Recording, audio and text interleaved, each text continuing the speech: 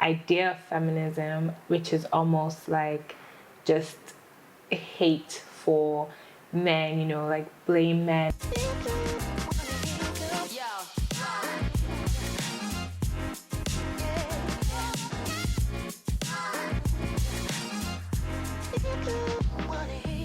Yeah, you're welcome to the MindBox, your show, my show. The show where we talk to very interesting people discussing their challenges, their success stories, and their true life experiences. Well, today is very special because I have with me here in the studio a very interesting young lady. She is an entrepreneur, she is a business content creator, and most importantly, she is a finance person. How do I say it? Welcome the very beautiful Daisy Atsagbede. Daisy, good to have you. Thank you. All right, and so where do we start from? Because there's so much to talk about. Daisy, you're the Chief Marketing Officer of Sycamore by One Basket. Tell me, let's before we come back to this business, let's even get to know who Daisy is. You moved back to Nigeria fully in the year 2020. I did. That's a year when a lot of people are moving out of Nigeria. Yeah. And to you, you consider in fact you were out there from a very tender age. Yeah. And then you moved back to Nigeria in the year 2020 fully. Yeah. Okay, and that's against the Japa thing. community. And then you told me that for you was rediscovery. That for you was reconnecting to who you really are. You want to talk about that a little bit? Yeah. So, like you said, I moved abroad when I was really young. So all of my secondary school, uni experience has been there. And for the most part, life felt normal, felt good. Until I came back for an internship. This was in 2013. And I remember just feeling like, wow, I didn't know. I didn't know my life was lacking, in terms of when I came back, just the homely feel that I felt being back in my country, stepping out, seeing people who look like me, working with people who look like me, and just experiencing my actual culture. So I know in recent times, Nigerian culture is washed down, but we still have culture, compared to when you live abroad. They really don't have anything that is, like, they're not as cultural as we are. And that culture that we do have is what makes us feel bonded.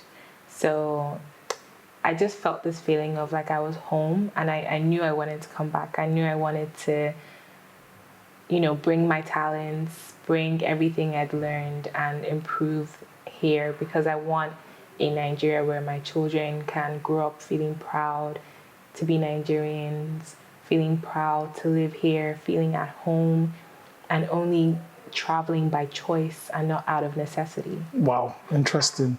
Daisy, you have a first degree in business and economics. Yes. And then you took a master's degree in entrepreneurship. So it's safe to say that within the finance space and the business angle, you are, an authority. And you run this business with your mother. Yes. A woman runs a business with her mother. Yeah. And that business is actually Sycamore by One Basket. You want to tell us a little bit about Sycamore by One Basket? Last time I paid a visit to Sycamore, it was the food, the cocktails, and everything. Tell us what exactly, in a few sentences, what is Sycamore by One Basket? Sycamore by One Basket is your home away from home. So it's a hybrid space where we mix fine dining with casual dining. So you can come here every day, relax in our lounge. There's things on our menu that are affordable and won't eat your pocket, while you can come here on a weekend with your dates, your girls, dressed up, fine dining, and buy more of the expensive stuff, have some more top cuisine. So it's a mix of both. It's a blend.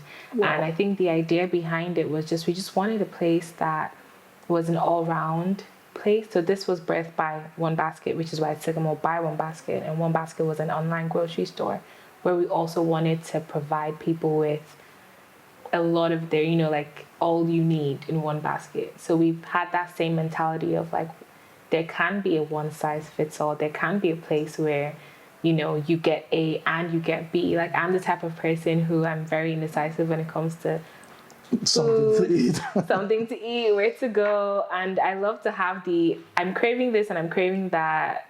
Let me get both. So that's the general idea behind it. It's like, okay, like you can satisfy the both sides. Okay, and okay, so Sycamore, you go to Sycamore, there's always one special, do I call arrangement? It's either some package for a buffet, something for a special sit out on Sundays. Yeah. Now you're creating spaces for people for Valentine, Yeah. and you have this. Even during the World Cup, you had a package for Yes. coming in and have.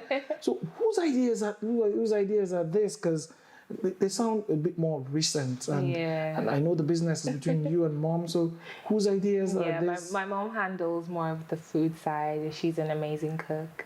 While this is why I wanted to do the business with her, because I love organizing things. I love bringing people together. I've always loved planning events. And this was like a win-win for me because it's no pressure. I'm not out renting a hall and, I have to have this much people come through unless I'm losing money. This is just like the restaurant is already here, whether this amount of people come, 5 people can come, 10 people come, it still be a success because we're still going to be open, we're still going to be running. So now I can just plan things to get people together. And I feel like there's such a need for community, There's, especially in this Japa period, a lot of our friends are not around. We need to meet new people, even if it's not that deep on, but just people that you feel like you can socialize with. You're not losing that sense of fun that you had, or that sense of, I need to do something, what is there to do? So I'm still trying to build that community, bring people together, and there's so much to do. Like, Beautiful, beautiful. Now I'll take you back a little bit. yeah. I don't know how you're able to do this. Some people think it's naturally a bit difficult. Forgive me if I say this. How are you able to pull through? Because I've been around, I've met both of you a couple of times. Tell me a bit about the mother-daughter business relationship.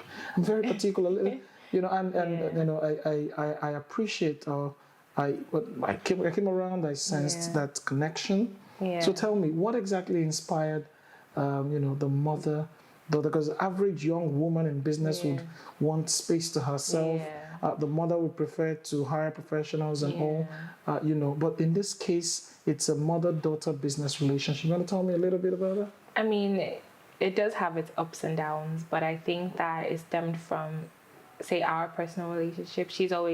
My mother, that is, has always, since we're young, endeavored to be more than a mom. She's always wanted to be involved. She's always wanted to, be your friend and things like that. So I think that has made us be able to be close and close enough to actually do this. Because I'm not going to lie, it's trying. No matter, even if you're doing this with your best friend, you guys will clash.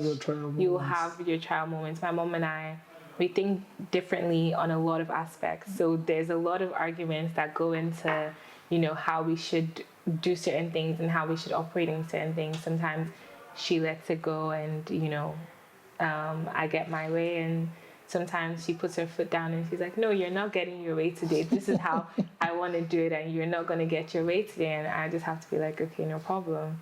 But I think the balance has been good. Like, it's almost like a good cop, bad cop scenario. But more, it's like I have like my modern approaches, and, she comes in with some more like firmer mom hands. So it works in a good synergy, I would say. Beautiful.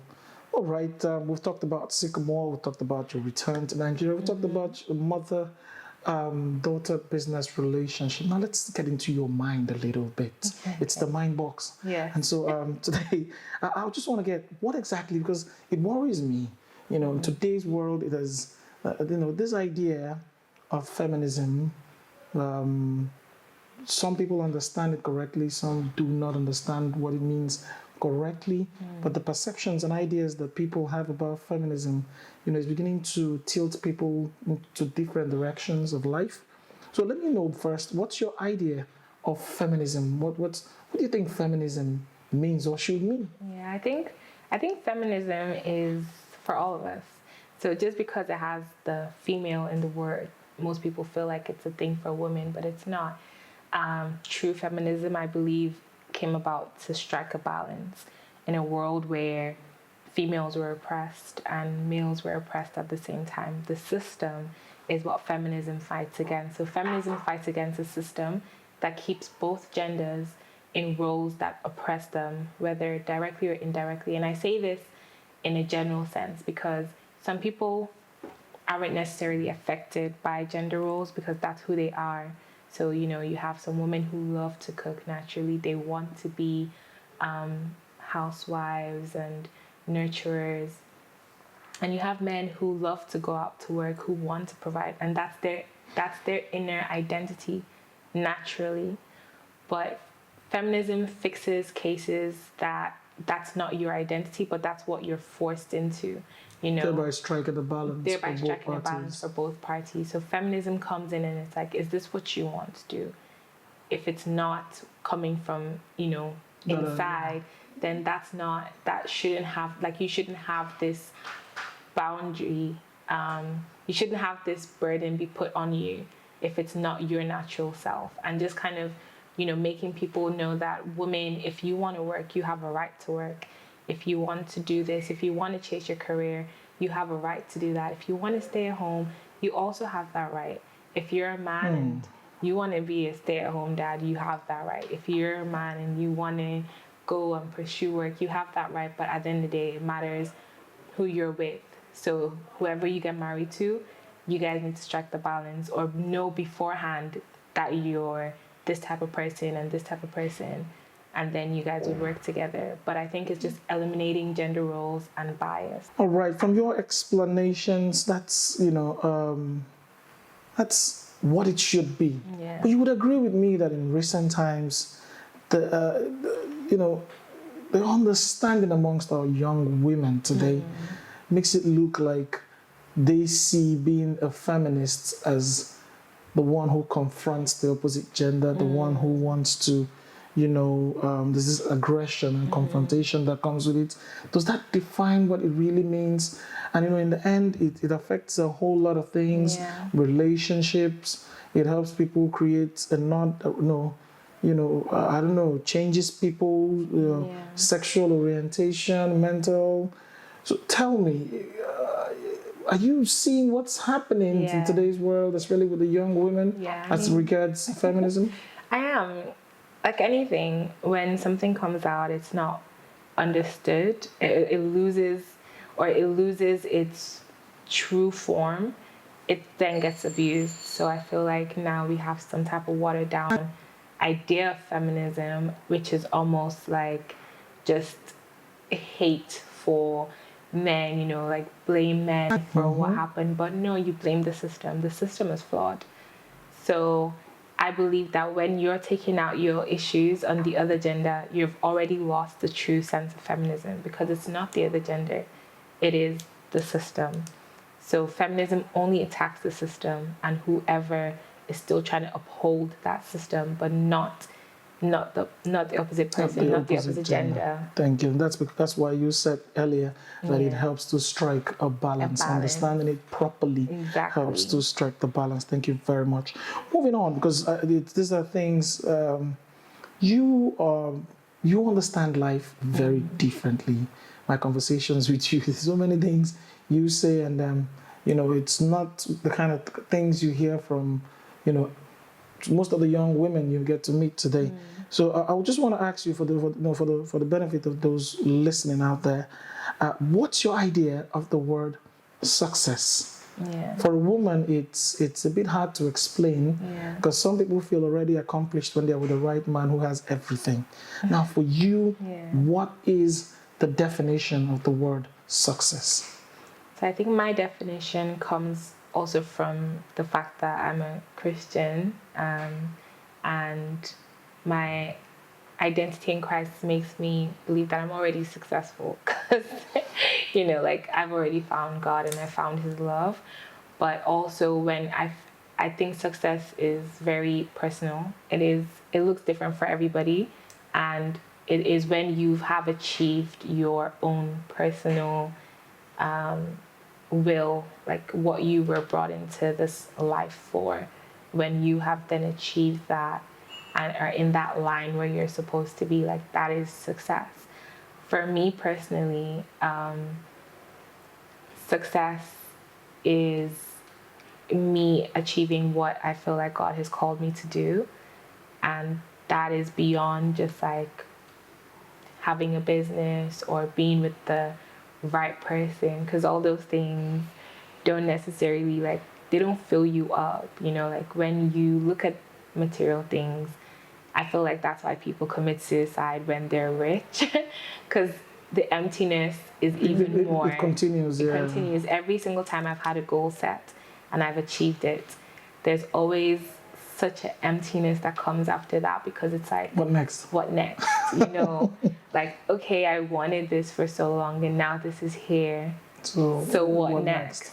The only thing that can really fill me anyways is that, you know, love of God, and knowing that like I'm still here for a reason. If I'm still alive, then there's something else to do. There's someone else I need to touch their lives, or there's something else that's going to touch someone's life that I need to do.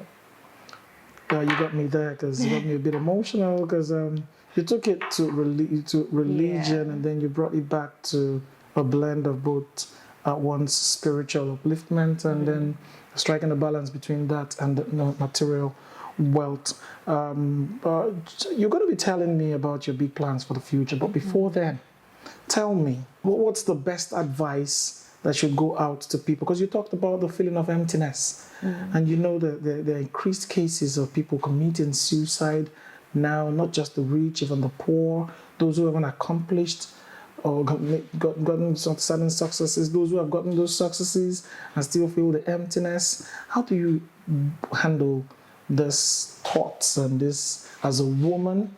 That's one. And then what would you think is that thing that the young ladies today need to know that would help them live their lives better? Yeah. For me, how I handle, like I'm quite expressive. Maybe not immediately when I feel a certain way, but once I've processed my thoughts enough, I do have like friends I would lean on, family, and I would say to everyone that having that circle is important. Like you need people these days are so focused on, you know, like external things, material things.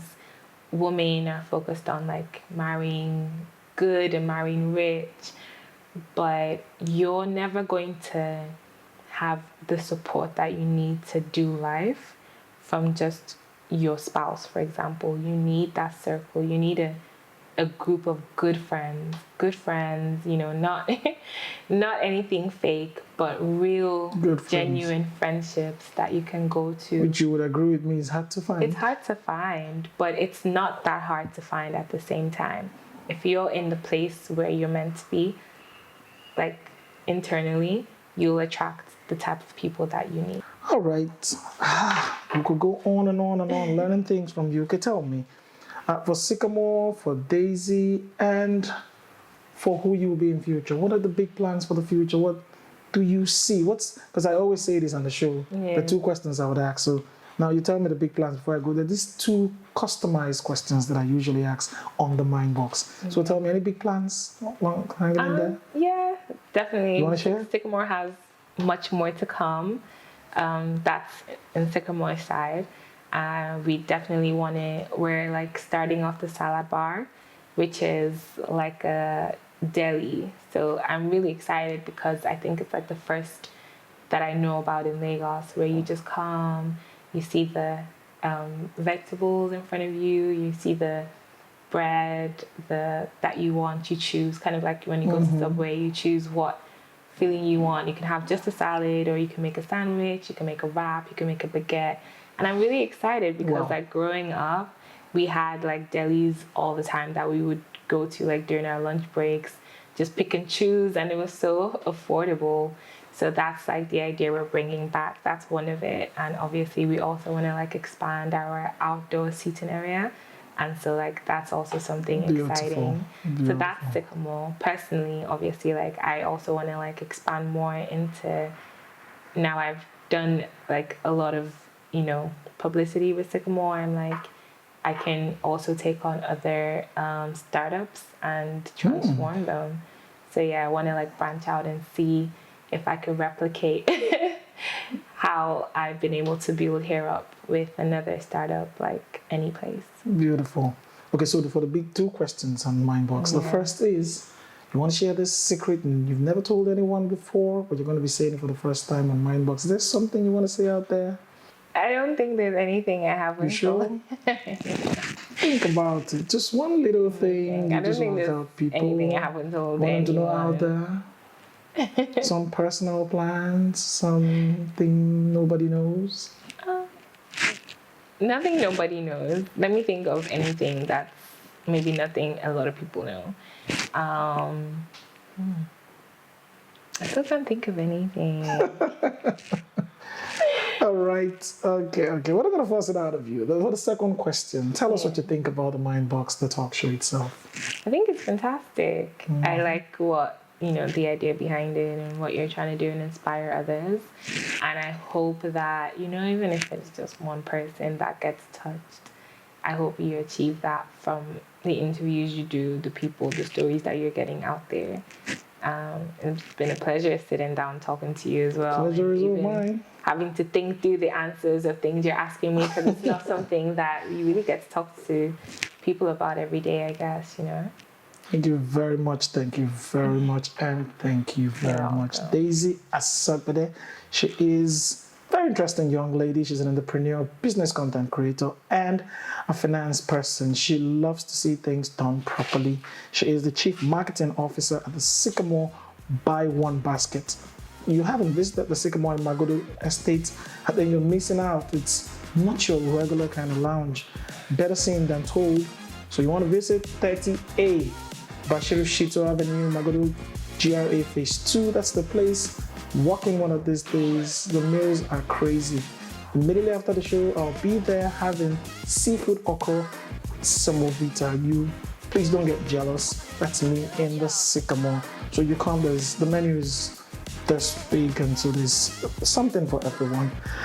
It's been time here on the MindBox. You know what to do to stay connected to what we do. Hit the subscribe button down there and stay connected to us, and follow us on our social media platforms. My name is Emeka. It's been the MindBox, the talk show, my show, your show, our show, where we talk to very interesting people discussing success stories, challenges, and real life experiences. Until next episode, stay there.